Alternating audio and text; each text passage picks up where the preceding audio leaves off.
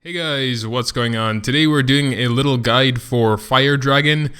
We are currently on the level 60 Fire Dragon, but I don't think that matters too much. I'm not too sure what's going on with hard mode of Dragon since I haven't beaten level 75 yet, but if there are different skills, different patterns, and such like that, then this won't really apply.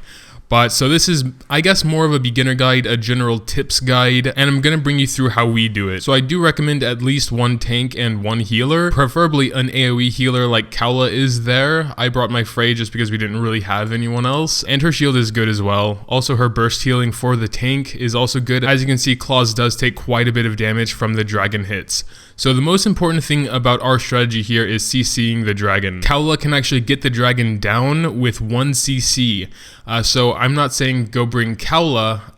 Of course, he is a good healer for raids, in my opinion. But the point is knowing what your CCs do to the dragon CC bar. We've played raid togethers enough to know what our CCs do to its bar and how much a CC takes away from it. So our general strategy is to start with Kaula, bring him down once, and by that time I'll have my Frey's 3rd skill, and I combo that with Maria's 2nd skill, and that also gets the dragon down. And if it's necessary to bring him down a 3rd time, Kaula's lightning skill will be ready again. So personally, that's how we do it.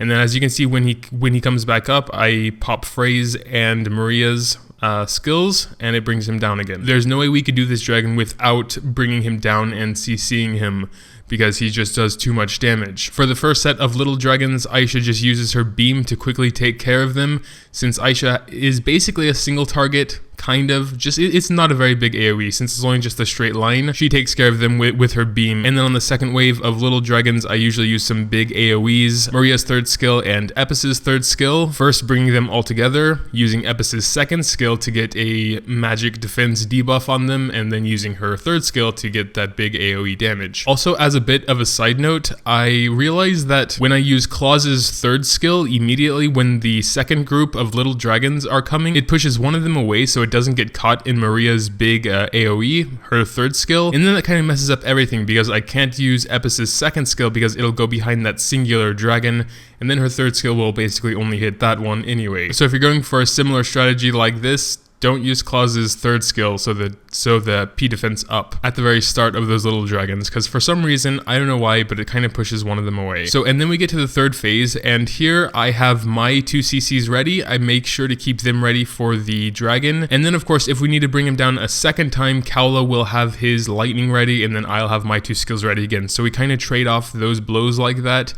And then that's pretty much it. Basically, at the end, after I do my CC, I'm just spamming all others, trying to get the magic defense down skills off first, and then doing all my skills. So yeah, basically at the end, it's just spamming skills and hope he dies. So yeah, that's pretty much it. The basic strategy here is to keep the dragon down so he doesn't attack very often, keeping your tank alive in those first few moments, because if the tank dies, it'll get very hard to survive, even though you are keeping the dragon down a lot of the time. So now that we've gone over the basic strategy, I'll tell you exactly how I do it. So usually before the fight even stops, I'll pop off 4 skills. Claws' P defense buff, Maria's 2nd skill where it goes behind the dragon, Maria's 1st skill just for some extra damage, and Frey's healing. The defense up buff is obvious because the dragon will do physical damage at the beginning, mostly. I want Epis to go behind the dragon because she is in the front line and she is a little bit squishy, so I like to keep the attention on Claws because he is the tank after all. Maria is just for a little bit of extra damage, and she also reduces the magic defense as well. And then Frey's healing, of course, helps keep Claws alive, because I know by the time my Frey has 2 orbs, Claws will be more than half dead. There's a problem sometimes that the dragon hits my Epis before she can go behind the dragon, and in those situations my Frey will heal Epis instead of Claws, which is bad because then Claws is still almost dead, and at that point I have to tell my partner to heal me. And then in those situations I'll have to do the CC myself to start, because then at that point they're using Kaula's orbs to heal and not CC. But on most runs he doesn't hit Epis and everything goes fine. Shortly after that, Kaula will get off his electricity and bring the dragon down, and then at that point we're basically just doing damaging moves, and then when he gets back up, I'll use Frey and Maria's CC skills to bring him down once again, and usually it's not really necessary to bring him down a third time, but sometimes it is. Of course, if you're on a harder dragon, it might be. And as far as the little dragons are concerned, I guess I explained that well enough the first time around. basically just killing them. They're not too much of a problem, honestly, as long as you can keep your tank healthy. Of course, there is one important point to mention on, and that's the second wave of little dragons. If you take too long to kill them, the big dragon will just appear, and then you have the little dragons that can be very annoying.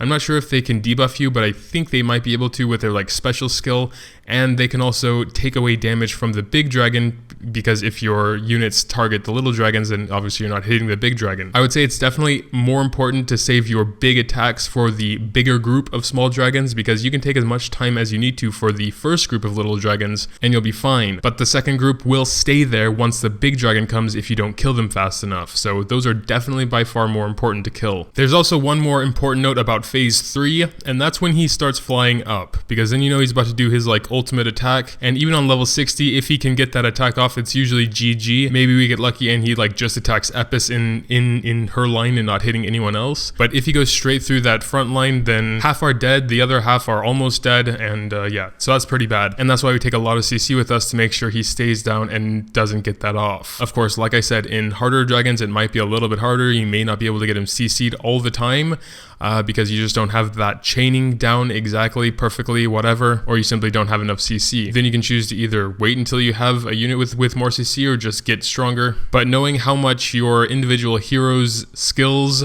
are doing to the dragon CC bar is very important, so you can plan accordingly. Like I said, we've been doing a lot of raids and have this strategy pretty polished, I would say, so there's hardly ever any real confusion as to why something didn't work. Like if we weren't paying attention or something, then of course. But yeah, I'm going to wrap it up now. I don't want to make this too long because then it kind of gets diluted and loses the point. I'm definitely no expert in raiding, of course, but I'm just trying to share what I've learned from it and what I think is important. Feel free to leave your suggestions or your own personal tips down in the comments below, or if you have any questions, I might be able to answer them. We'll see. I'll try my best. So drop that comment down there if you do have anything to say. Leaving a like would also be greatly appreciated if you did happen to enjoy.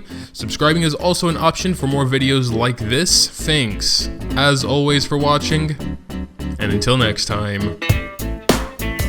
And as always, a special thanks to my supporters over on Patreon.